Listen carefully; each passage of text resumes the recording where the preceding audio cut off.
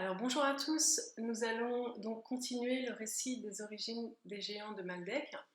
Alors nous avons vu dans le dernier récit que les gris ont donc extrait de l'ADN des géants de la planète Berceau. Ils l'ont mélangé à de l'ADN d'êtres vivants dans la constellation de la Lyre et d'êtres venant des Pléiades de la constellation du Taureau. Et ils ont créé une nouvelle race de géants, des enfants hybrides en fait. Donc il faut savoir que ces enfants hybrides, ce qui change physiquement par rapport aux géants de la planète Berceau, c'est que physiquement, ils ont toujours gardé une très grande taille, donc ils mesurent 4, 5, 6 jusqu'à 7 mètres. Et ce qui change un petit peu, c'est au niveau de la forme de la tête. Donc, ils sont de type humain, comme les géants de la planète Berceau. Donc, ils ont un visage, un tronc, des bras et des jambes. Et ils ont une tête qui est un petit peu plus carrée que les géants de la planète Berceau. Ils ont un système pileux plus développé, donc ils ont des cheveux, ce que n'avaient pas les géants de la planète Berceau. Ils ont des poils sur le corps, un petit peu plus de poils. Et surtout, ils ont une capacité visuelle qui est augmentée. C'est-à-dire que leur capacité visuelle leur ont permis de s'adapter à la lumière et à la vibration de ces filières, ce que n'auraient pas pu faire les géants de la planète Berceau. Donc, les gris ont déposé des enfants hybrides géants sur des planètes habitées par des elfes. C'est-à-dire que ils ont déposé, avant les géants, ils avaient déjà déposé des elfes dans le système des 12 planètes, et plus précisément sur 3 planètes, Sephiria, Vela et Talim. Donc, ils ont déposé les elfes sur Sephiria, Vela et Talim. Et sur ces mêmes planètes, ils ont déposé 3000 géants sur Sephiria, 500 géants sur Vela et 15 géants sur Talim. Je ne les ai pas toutes bien en tête, mais ces trois-là, je m'en rappelle. Mais comme ça, ce que je vais faire, c'est que je vais tout de suite vous donner les noms des 12 planètes, comme ça sera fait et vous les connaîtrez. Je les ai notés. Alors, c'est donc un système de 12 planètes et de 4 étoiles qui se trouve dans la galaxie Andromède. Et les planètes sont Sephiria, Riga, Ceph, Ea, Debra, Axion, Vela, Kela, Eon, Tula, Seferet et Talim. Donc, avant d'aller plus loin dans ce récit, j'aimerais vous parler des elfes. Les elfes, il faut savoir qu'ils mesurent 2 mètres. Ils sont aussi de type humain et ils ont des oreilles un petit peu en pointe. Et quand ils sont arrivés dans le système des 12 planètes, quand ils ont été déposés par les gris, ils sont arrivés les accompagnés des petits elfes volants. Donc, et ces petits elfes volants, je vais aussi vous en parler un petit peu maintenant. Ces elfes volants, si vous voulez, c'est un petit peu comme un bond dans l'évolution d'une planète. C'est un peu comme si vous étiez sur une planète où il n'y a que de l'herbe, et puis tout d'un coup, une fleur éclot. Donc c'est comme une évolution dans une planète, en fait, un bond dans l'évolution. Les petits elfes ont une vibration d'amour qui est plus élevée. Et plus tard, je vous expliquerai quel rôle déterminant ils ont joué dans le futur de cette ligne de temps entre les géants et les elfes. Donc, ce qu'il faut comprendre, c'est que les enfants hybrides géants, quand ils sont arrivés, pour vous donner une idée, il y a 2 enfants géants qui ont rencontré pour la première fois 2 elfes à cheval sur des chevaux. Et il faut voir que les enfants hybrides étaient déjà plus grands qu'un elfe à cheval. Donc, il y a vraiment une différence entre ces espèces, et je pense qu'on doit prendre un petit peu de temps pour expliquer cette différence, pour comprendre ce qui s'est joué entre eux. Les elfes, donc je vous ai décrit un peu comment ils font 2 mètres, ils ont des oreilles en pointe, ils sont de type humain, ils pèsent assez lourd, hein, ils peuvent faire en moyenne 100 kg, mais ils ont les os lourds, quoi, ils sont bien faits, ils ont les os lourds. Et la particularité de ce peuple, c'est que c'est un peuple très intelligent, très précis et d'une très grande finesse. Et je pense que leur finesse et ce côté précis, c'est dû au développement hors du commun de leurs cinq sens. C'est-à-dire qu'ils voient loin, ils entendent des bruits qui sont très lointains, et ils ont un goût très développé, le toucher qui est très développé, et un odorat très très développé. Ils ont les sens vraiment beaucoup plus développés que nous, terriens humains. Donc, et ça, si vous voulez, c'est quelque chose, ça a posé des difficultés aux elfes parce qu'ils n'aimaient pas la proximité des géants à cause de ça. Parce qu'un géant, ça fait du bruit, il y a une odeur forcément qui est... Mais c'est pas lié qu'aux géants, je veux dire, n'importe quelle odeur de n'importe quelle autre espèce, c'est difficile pour les elfes parce que même sur une autre ligne de temps où je les vois, à partir du moment où ils doivent rencontrer une autre espèce, ça leur pose des problèmes. Ils sont obligés de mettre des filtres sous leur nez, enfin dans ces autres lignes de temps. Je vois qu'ils mettent des filtres sous leur nez dès qu'ils doivent aller à une conférence, parce qu'ils font partie de l'Alliance Galactique sur d'autres lignes de temps. Donc oui, ils doivent vraiment atténuer leur odorat avec des filtres quand ils rencontrent d'autres espèces. Donc, ils avaient du mal avec les géants à cause de ça, et également parce que, il faut bien le dire, certains géants ont été d'une extrême cruauté avec les elfes pour les asservir. Donc ça, c'est du côté des elfes. Euh, Ensuite, du côté des géants, donc, les géants, c'est un peuple qui n'a pas les sens aussi affûtés que les elfes, mais par contre, ce sont de grands stratèges. Et puis, surtout, ils sont très grands et très forts. Et les géants, eux, ils voyaient les elfes comme un peuple inférieur. Ils les voyaient comme des gens frêles, des êtres frêles, ils les considéraient comme une espèce inférieure. Les géants avaient du mal à éprouver de la compassion pour cette espèce, et ils avaient du mal finalement à reconnaître le sacré dans l'être vivant, dans les autres espèces. Et voilà, et donc du coup, pendant tous ces millénaires, c'est un peu comme les vibrations du Moyen-Âge chez nous. Il y avait cette vibration de on veut asservir l'autre, le dominer pour qu'il puisse nous servir en fait.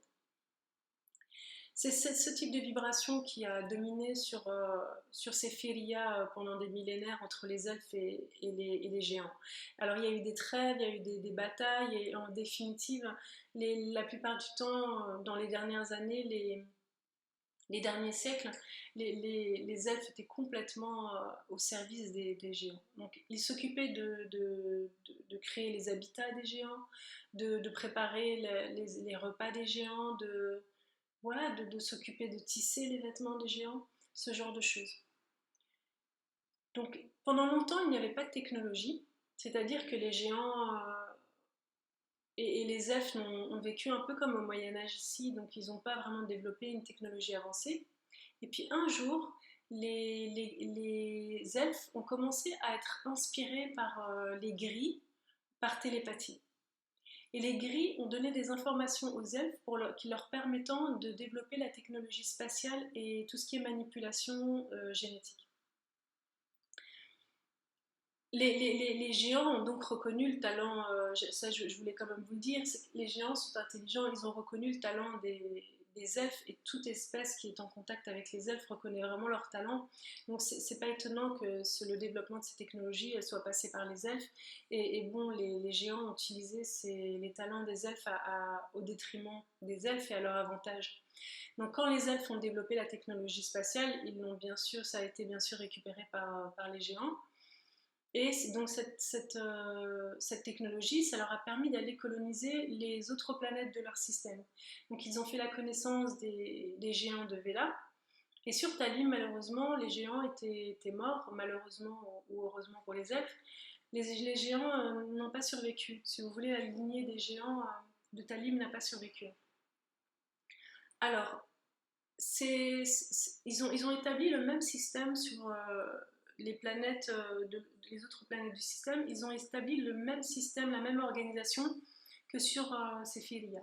C'est-à-dire que sur Sephiria, il y a une cité royale, puis quelques cités avec des seigneurs pour bien couvrir tout le territoire, enfin toute la planète. Et énormément de cités d'elfes. Et sur les planètes, les autres planètes, ce qu'ils ont fait, à part Riga, oui c'est Riga, c'était un peu particulier. Ils ont créé en fait un système, le même type d'organisation, donc des cités de seigneurs avec des elfes.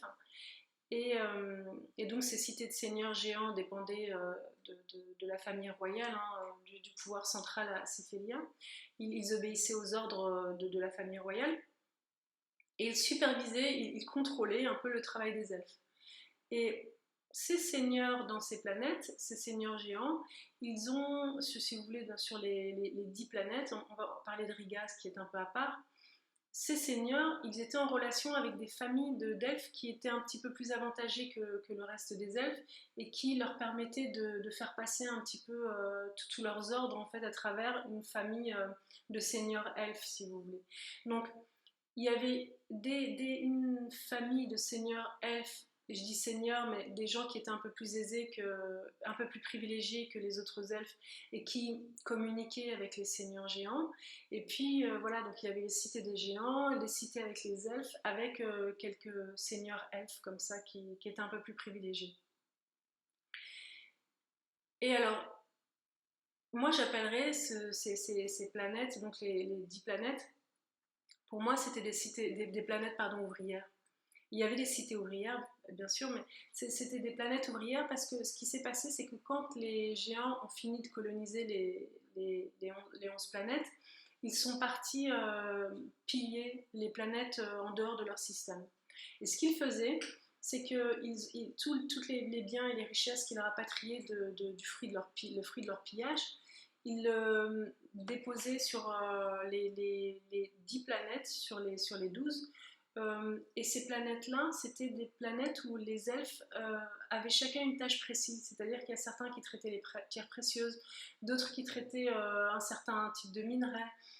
Et quand ils avaient fini de traiter certains produits, donc chaque planète avait sa spécialité, chaque elfe avait un petit peu sa spécialité, ils remontaient toutes les richesses vers Céphélia, ils ont dispatché un petit peu chez les seigneurs sur les planètes, mais la plupart des richesses étaient quand même remontées dans la planète Céphélia, sur la planète Céphélia.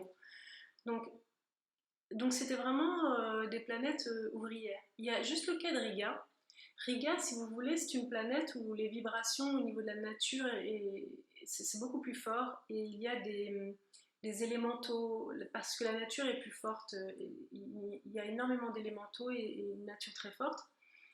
Et ça, si vous voulez, chez les elfes qui vivent sur Riga, ça a activé des parties de leur ADN qui sont orientées plus du côté du mysticisme, en fait. C'est plus des mystiques, les elfes de Riga. Et alors, les géants, ils respectent les elfes de Riga, ils sont un peu, il y a un mélange de crainte, de peur de respect, en fait, par rapport à ces elfes-là. Et quand ils font appel aux elfes de Riga, c'est surtout pour de la divination ou bien de la guérison. Ou bien quand il y a des naissances royales, on fait appel également aux elfes de Riga. C'est un petit peu comme des druides, il y a des druides, des grandes prêtresses, vous voyez, c'est ce type un peu d'énergie. Donc là, on ne les faisait pas travailler, ils avaient vraiment plus de liberté, ils pouvaient faire ce qu'ils voulaient, on ne leur demandait pas de produire des biens en fait, matériels pour les géants. Donc, ce qui s'est passé pendant que les pièges galactiques avaient cours depuis un certain temps, et pour vous donner une idée, en fait, ces pièges galactiques, ils ont été faits aussi grâce à... Les géants ont créé une race, la race des reptiliens, et c'est grâce à cette race qu'ils ont pu piller les planètes comme ils l'ont fait, la façon dont ils l'ont fait. Ça, on en parlera plus tard dans une vidéo concernant les reptiliens, la naissance des reptiliens. Et donc, sachez juste que ce sont les géants qui ont créé cette race des reptiliens. Et ce qui s'est passé pendant qu'avaient cours ces pillages galactiques, ça avait cours depuis un certain temps, une reine a accédé au trône, et cette reine, donc géante, et cette reine s'appelle la reine Taoum. La reine Taoum, c'est une femme qui est une femme d'une très grande intelligence et très très perspicace. Si vous voulez, les pillages avaient cours depuis longtemps, c'était bien installé dans la société, dans les mœurs des géants, des elfes, et toute l'organisation en fait des planètes était basée sur le pillage, ce pillage.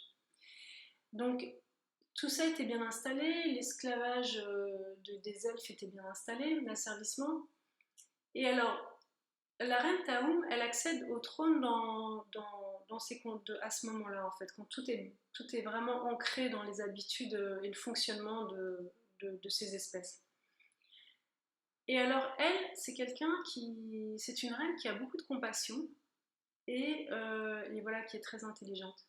Et alors, ça ne lui plaît pas, ce système-là, mais pour l'instant, elle ne dit rien. Elle accède au trône, elle ne dit rien, mais elle observe. Et ce qui s'est passé un jour, c'est qu'elle a un petit elfe est entré dans sa chambre. Il ne l'a pas voulu, bien évidemment. C'était une erreur qu'il a fait. Et la reine Taoum connaissait la légende selon laquelle il ne faut pas effrayer un petit elfe, sinon il se dérobe à la vue d'un géant. Et donc, en fait, si vous voulez, quand ils sont effrayés, les elfes, ils changent de fréquence vibratoire et c'est comme si, voilà, à un moment on les voit et à un moment on les voit plus en fait. Donc cette reine, elle connaissait cette légende et elle a tout de suite rassuré l'elfe en lui disant écoute, je ne te ferai pas de mal, c'est quelqu'un de très vif et de très intelligent cette reine. Donc n'aie pas peur de moi, je ne te veux que du bien. Et il y a une grande histoire, un lien très fort qui s'est lié entre ce petit elfe et cette reine. Et si vous voulez, le rôle qu'avait cette petite elfe dans la vie de cette reine, c'est que bon, il avait une vibration d'amour plus élevée, donc j'imagine que ça a influencé la reine dans ce sens, le sens d'un sens, voilà, vers l'amour en fait. Et puis, elle lui avait demandé de lui dire s'il y avait des actes qui étaient commis contre les elfes, des actes négatifs contre les elfes ou contre la nature sur Séphiria. Ce qu'a fait le petit elfe, donc dès qu'il y avait quelque chose de négatif envers les elfes, il venait lui dire quelque chose qui se passait voilà, contre la nature sur Séphiria.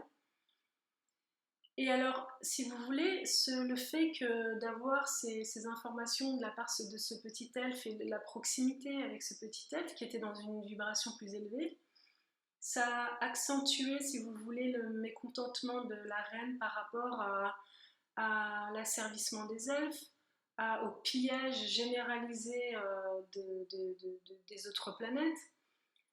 Surtout que ça se faisait dans des conditions assez violentes, ce pillage. Et ça, tout le monde le savait, les elfes le savaient, les géants le savaient, les petits elfes le savaient. C'était quelque chose qui se savait, mais dont on ne parlait pas trop. Et, et donc ça, si vous voulez, elle est passée par le stade de la colère, et puis comme c'est une reine très intelligente, elle a réfléchi, et puis elle a décidé de mettre en place des règles pour donner plus de liberté aux elfes. Pour commencer, le but étant au final de leur donner voilà, de plus en plus de liberté pour qu'au final ils deviennent libres, pour qu'on les rende libres, de disposer de leur vie comme ils le souhaitent, et de ne plus travailler pour les géants. Alors, elle a convoqué ses demi-frères, qui étaient en charge du pillage galactique, et elle a convoqué des géants, donc des seigneurs géants, et elle a fait passer des règles voilà, qui donnaient un petit peu plus de liberté aux elfes. Elle voulait faire ça graduellement. Il faut savoir que la famille royale de Séphiria, c'est une lignée royale qui est bien installée. Elle est quasi vénérée et personne ne remettrait en question un membre de la famille royale. Donc, que ce soit des géants ou des elfes. Donc, bien sûr, tout le monde a acquiescé, et voilà, on a dit à la reine qu'on était d'accord. Mais il y a ce qui s'est passé quand tout le monde est rentré chez soi. Bien sûr, les géants ont bien compris ce qui se tramait. Et il y a eu de la résistance. Et cette résistance, elle s'est exprimée de façon silencieuse. C'est-à-dire que les elfes ont commencé à subir des violences de la part des géants. Mais ça s'est fait de façon sans rien dire, je veux dire de façon très, très silencieuse. Et donc il y a une recrudescence des violences contre les elfes. Et ça, le petit elfe l'a rapporté à la reine Taoum. Et là, si vous voulez, elle a bien compris qu'elle n'arriverait jamais à faire vivre en harmonie les géants et les elfes. Je veux dire, sur les mêmes planètes, ce désir d'asservir les elfes était tellement fort chez les géants que ça ne marcherait pas en fait de les faire vivre les uns à côté des autres. Donc ce qu'elle a fait, c'est qu'elle a convoqué, elle a pris une décision qu'elle pensait la plus juste pour la planète, les elfes, et même quelque part pour son peuple de géants.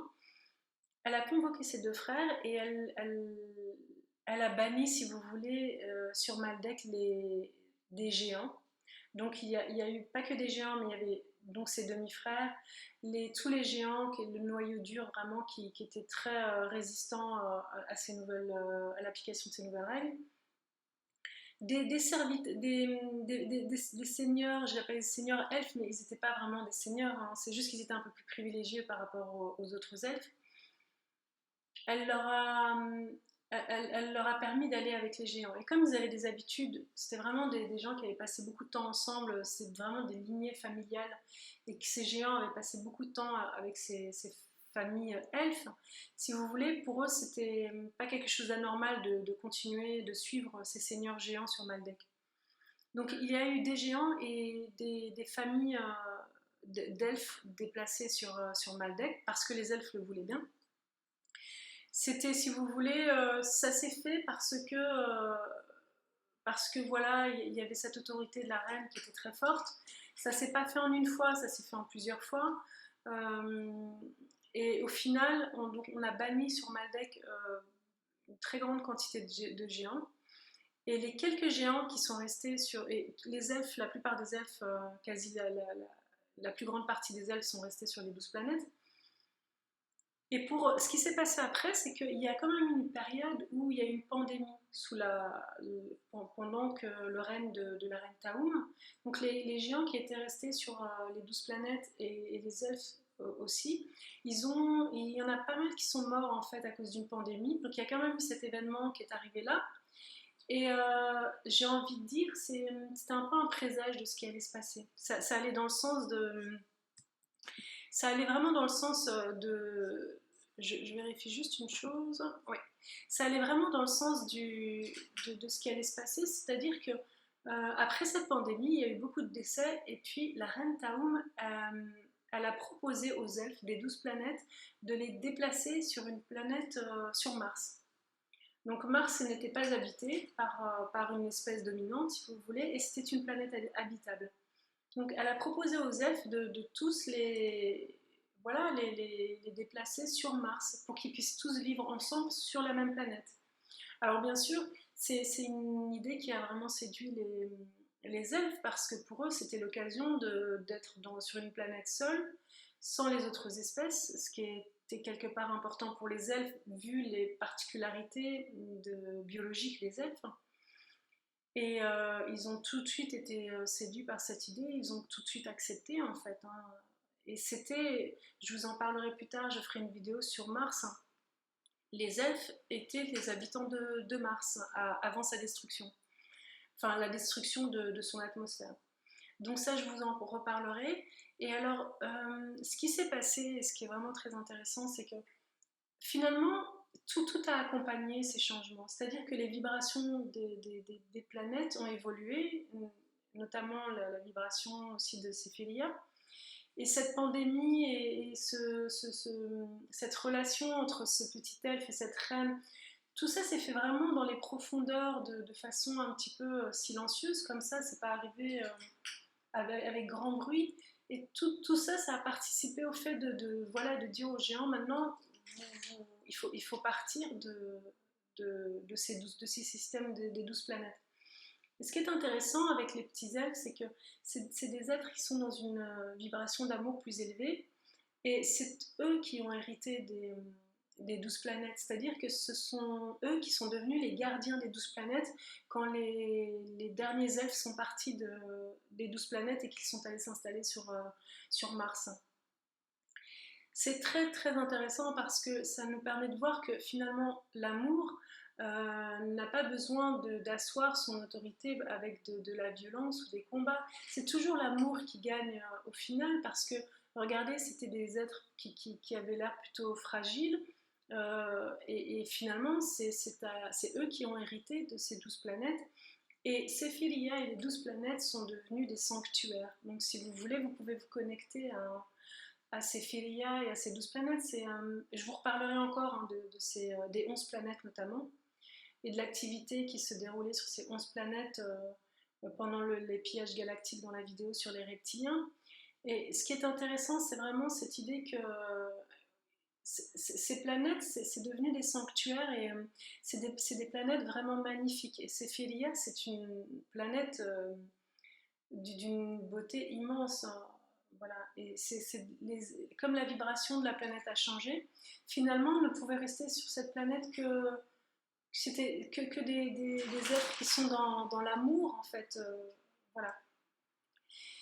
Donc, j'en ai terminé avec la partie concernant le système des 12 planètes, et dans une prochaine vidéo, ce que je ferai, c'est que je continuerai à vous parler des géants et de ce qui s'est passé dans le système des 12 planètes, pardon, j'ai l'habitude de dire ça, mais sur Mars et sur Maldek, et je verrai un petit peu comment je fais, si je vous parle uniquement de Maldek ou si je vous parle de Maldek et de Mars en même temps. Sachez juste que la reine Taoum a fini ses jours sur, dans le système des 12 planètes. Elle a un petit peu voyagé dans l'espace, mais après, je pense qu'elle s'est éteinte sur Sephiria, parce qu'elle était très attachée à cette planète. Et quand elle s'est éteinte, il n'y avait plus d'elfes et de géants sur ces 12 planètes, en fait. Voilà, je vous remercie d'avoir écouté ce récit, et je vous dis à très bientôt dans une prochaine vidéo. Merci.